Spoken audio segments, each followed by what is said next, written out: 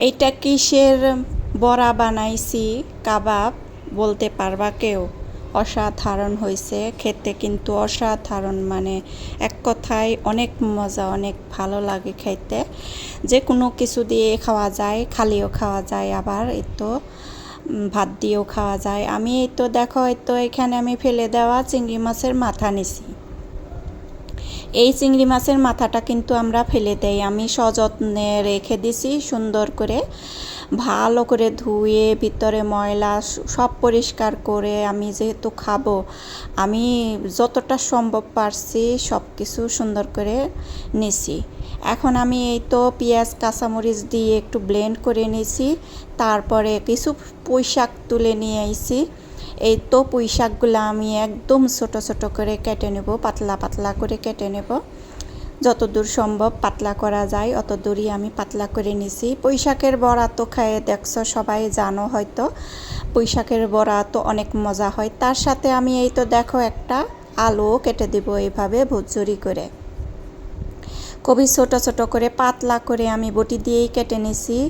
এটা যদি আমি মানে কাটারে কাটতাম অনেকটা আরও পাতলা হইতো, আরও সুন্দর হইতো, কিন্তু আলু যে দিছি এই আলুর ফ্লেভারটা বোঝা যাইতো না, আলুটা বোঝা যাইতো না, এই জন্যে আমি বটিতে কেটে নিছি। এইভাবে করে খেয়ে দেখো একবার, বানিয়ে খেয়ে দেখো একবার, যে চিংড়ি মাছের মাথাটাতে আমরা ফেলে দেই প্লেন করার, যেহেতু যে সব কিছুই আমাদের কাছে হাতের কাছেই আছে, প্লেন করলে মুহূর্তের মধ্যেই ব্লেন্ড হয়ে যায়। সেই কারণে আমি একটু চিন্তা করলাম যে আমি তো ফেলেই দেই, এইটা দিয়ে ভর্তাও বানিয়ে খাওয়া যাবে, ভর্তাও অসাধারণ লাগে। আমি আজকে পরোটা বানিয়ে নেব, কাবাব, চিংড়ি মাছের মাথা দিয়ে কাবাব। এখানে আমি চিংড়ি মাছের যে পিউরিটা করছি ওইটা দিয়ে দিলাম, জিরা বাটা দিয়ে দিলাম, হলুদ মরিচের গুঁড়া, ধনিয়া গুঁড়া সব একসাথেই ছিল, পরিমাণ মতো লবণটাও দিয়ে দিলাম। এখানে আমি কিছু আটা ব্যবহার করছি, লবণটা একটু দেখে বুঝে দিতে হবে, যেহেতু পাতা অল্প হয়ে যায়, মাখাইলেই একটু হয়ে যাবে। পুঁইশাক পাতা যত মাখাবা তত অল্প হয়ে যাবে। এইখানে আমি আটাটা ব্যবহার করছি, তোমরা চাইলে এখানে চালের গুঁড়াটাও দিতে পারো, কর্নফ্লাওয়ারও দিতে পারো। আমার যেহেতু এত ভাত দিয়ে খাবো, যে ভাত দিয়ে খাওয়ার জন্যে তৈরি করতেছি, এই জন্যে আমি হাতের কাছে আটাটা ছিল, আটা আমার চালের গুঁড়া ছিল না, চাল ভিজিয়ে রাখলে গুঁড়া বানিয়ে নিতাম, খেয়াল ছিল না, এই জন্য আমি আটাটা দিছি। আটা দিলেও ফ্লেভারে কোনো মজায় কোনো কমতি থাকে না। এইভাবে আমি সবকটা বড়া কাবাবের মতো করে দিয়ে বানিয়ে নেব। এখন আমি তেলটা দিয়ে দিলাম এই তো গরম হওয়ার জন্যে। তেল গরম হইলে একে একে আমি সবগুলা দিয়ে দেব সুন্দর করে যেগুলা বড়াগুলো দিলে অনেকটা ভালো লাগে, এই একটু বেশি তেল দিয়ে নিতে হবে।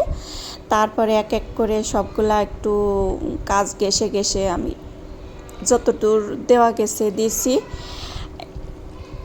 আমি কথার কথা বলবো না, এই সব বড়া যে মানে কাবাব যে অনেক মজা হয়, ভাত দিয়ে খেতে তো ভালো লাগে, তার চেয়ে ভালো লাগে খালি খালি বিকেলে যদি নাস্তায় বানিয়ে নাও, যে চায়ের সাথে কিছু একটা তৈরি করতে হবে, সেই চিন্তা করে এরকম একটা বড়া বানিয়ে নিতে পারো, খুবই মজা হয়। এই তো দেখতে দেখতে আমার ভাজাটাও হয়ে যাইতেছে। এইভাবে আমি ভাইজা নিছি, একটু মশমশা করেই ভাইজা নিছি, একটু সময় হালকা আছে, একটু সময় নিয়ে ভাজলে মশমশা হয়, খেতেও ভালো লাগে। সবকটা উঠিয়ে নিতেছি, দেখিয়ে দিতেছি কেমন হয়েছে। আমি তো কয়েক পিস খেয়ে নিছি ভাজতে ভাজতে, গরম গরমই খাইতে ভালো লাগে। জুড়িয়ে গেলে একটু মানে ক্রিস্পি ভাবটা একটু কমে যায়, তার জন্য গরম গরম খাইতেই ভালো লাগে। উঠিয়ে নিলাম। আজকের রেসিপিটা যদি আমার একটু তোমাদের কাছে ভালো লেগে থাকে তাহলে একটা লাইক দিয়ে দিও, এই পর্যন্ত যদি এসে থাকো কেউ। এই তো আবারও যে কটা রয়ে গেছে আমি ওই কটাও দিয়ে দিলাম সুন্দর করে। বড়া ভাজা তো সবাই জানে, সবাই বোঝে যে কিভাবে ভাজতে হয়, কি কি দিলে মজা লাগে। আমি সেই রকম কিছুই দেই নাই, নর্মাল সিম্পল করে বড়াটা আমি কাবাবটা ভেজে নিছি। আরও অনেক কিছুই দেওয়া যায় তো দিলে, চটপটি মশলা থাকে ওইটাও দেওয়া যায়,